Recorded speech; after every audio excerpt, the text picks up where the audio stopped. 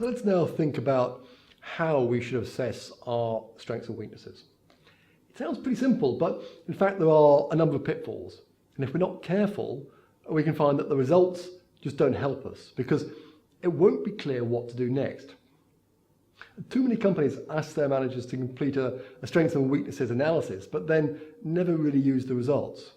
So it becomes one of those form-filling exercises, which we've mentioned before. We've already talked about the difficulty we have in trying to be objective. Now, most of us are optimistic people, and there's a natural tendency to assume that everything we do must be a strength. So if we're not careful, we find that we create long lists of so-called strengths. Creating long lists of anything will never help your planning process.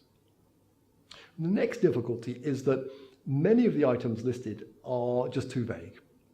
We've seen, for example, managers list under strengths good people, strong brands, delivery, quality. And under weaknesses, we've seen poor communication and even marketing. Now, we may well have very good people and very good quality and so on, but so what? We've got to define what this really means for our business. So how should we resolve this dilemma of our lack of objectivity, our desire to include everything, and this issue of vagueness? Well, the simplest way I found is to ask yourself, so what? What does it really mean for your business? Does this strength or weakness give you an advantage or a disadvantage? You may have very good quality, but then it's likely your competitors will also. Are your competitors' people so much worse than yours? Probably not. So we have to ask ourselves, so what? What does it really mean?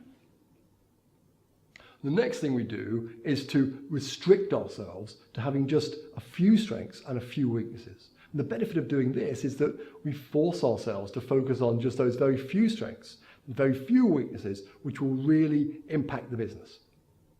Now, it doesn't have to be a specific number, it might be 4 or 6, but it's not 10 and it's not 20. You can't deal with 10 or 20. So we focus on the few strengths that we can really leverage to gain advantage, and on the few really important weaknesses on which we must either fix or have some compensating factors. So again, really focus on what's relevant rather than what sounds good. Being able to deliver every hour is great if that's something which supports the customer. It's irrelevant if a daily delivery is just as good. So now we have a short list of strengths and weaknesses, and against each one we've answered the question, so what? So here's an often asked question. How can we be sure that we have the right strengths or weaknesses? Or even how do we know that these particular strengths or weaknesses will be the most important ones? Well, a simple solution is to ask yourself, which of these strengths or weaknesses is likely to have the biggest impact on my business? You can include colleagues internally and see what they think. Do they agree with your list? And this is, by the way, one of the benefits of doing this exercise as a group. Second way is to ask the customer to get external confirmation. You can approach it along the lines of, we believe these are our main strengths. What do you think? Now, of course, you have to be a bit careful here. Do you really want to have a list of weaknesses waved in the face of the customer? Especially if the annual negotiation is coming up. Perhaps not. But on the other hand, getting customer perception feedback is a very important part of key account management. And so you'll definitely want to engage with the customer at some stage. And it's likely that your view of the strengths and weaknesses will influence this discussion. So I think you'll agree that once we understand the basic rules, listing our strengths and weaknesses is a pretty straightforward exercise. But there's one other issue we should consider. It's quite likely that you sell into different industry sectors or geographies, and certainly to different types of key account. It's possible that different sectors or different key accounts will be driven by different needs. And if we take our delivery example from earlier, it could well be that frequent delivery is important in some sectors or accounts. So you may want to consider having strengths and weakness summaries for different sectors, or in a few cases even for different customers.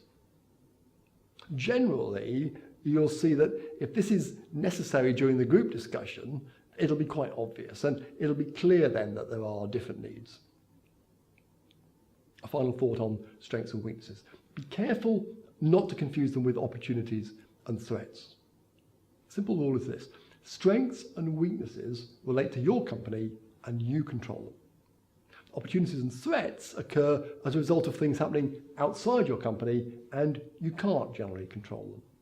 So a tough economy is not a weakness, it's a threat. A competitor launching a better product is not a weakness, it's a threat.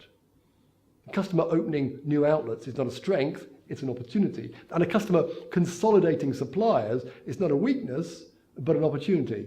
And also probably a threat, because you can gain or maybe lose business. Thank you.